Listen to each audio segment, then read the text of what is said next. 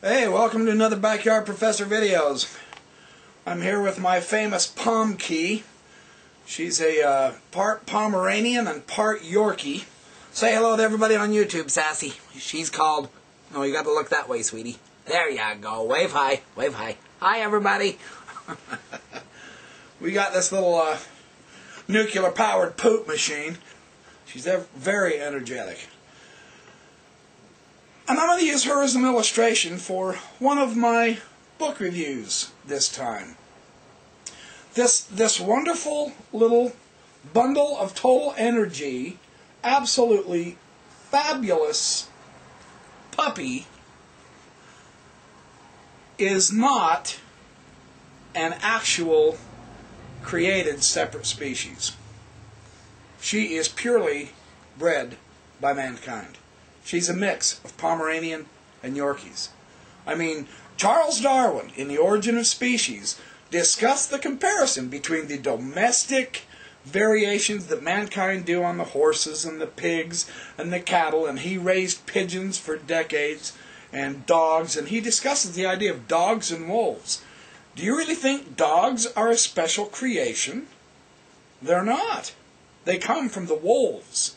Yet they are a separate species.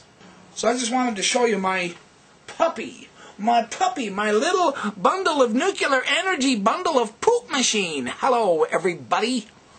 We call her Sassy for a reason, because she is sassy. Okay, I've got a book review I want to do. And I used her as an illustration because this book is on Charles Darwin, and it is absolutely sensational. I'm going to hop down to my library, and I'll be right back. Don't go away. Don't even pretend that you're bored stiff yet. Lyanda Lynn Haupt, H-A-U-P-T. Her new book, 2006, basically, a couple years old, Pilgrim on the Great Bird Continent. Darwin kept notes, his ornithological notes about birds, the various birds he saw, ostriches, rheas, the finches, pigeons, ravens, all kinds of birds while he was on his HMS Beagle, 5-year journey on the HMS Beagle. And Ms. Haupt has written an account of the humanity of Darwin and his development from an excited little kid that's wet behind the ears going on a world cruise, which they assumed was only going to take him 2 years. It took him 5. How through his various adventures and with his various observations of the geology, the animal life, the stunning diversity, the differences of the birds on the Galapagos Islands and the other islands that he visited, the Falkland Islands, compared with the homeland. He knew that they weren't created and put on those islands. They got there somehow. And they were similar to the mainland birds, but they had changed because their situation was different. Haupt's book is a really good journey into the development through his experience of Charles Darwin from a rather typical guy who liked to sit around and shoot birds and do nothing. His father was afraid he wasn't going to amount to much, into one of the world's greatest scientists because he took copious notes, tens of thousands of pages, thousands and thousands and thousands of different specimens from all over South America and the islands and New Guinea and so on and so forth. It's a small book. It's only 200 pages, 264 pages. It just takes just a couple of days to read it. I mean, physically, you can see it's really quite small compared to my other book that I want to eventually review, The Universal Kabbalah by Leonore Leet. You can see the size of this one compared to this one. I mean, there's a lot less print on each page on this book. And it is really a good read. It's humorous. I laughed. Oh, it's hilarious. Some of the stories of Darwin on his adventures are really funny. I cried. It is a moving story. Parts of this are just so in-depth and personal because it shows Darwin's humanity.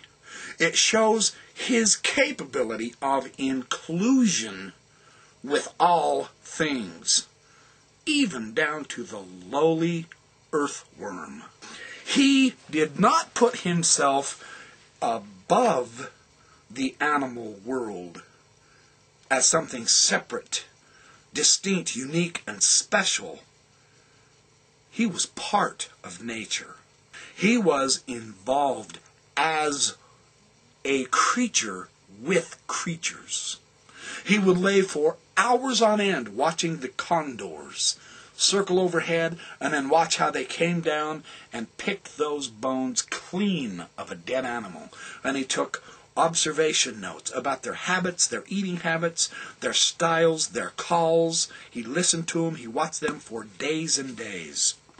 And it sharpened his focus. It gave him a solid maturity that was to serve him for the rest of his life. I mean, it was a paradise.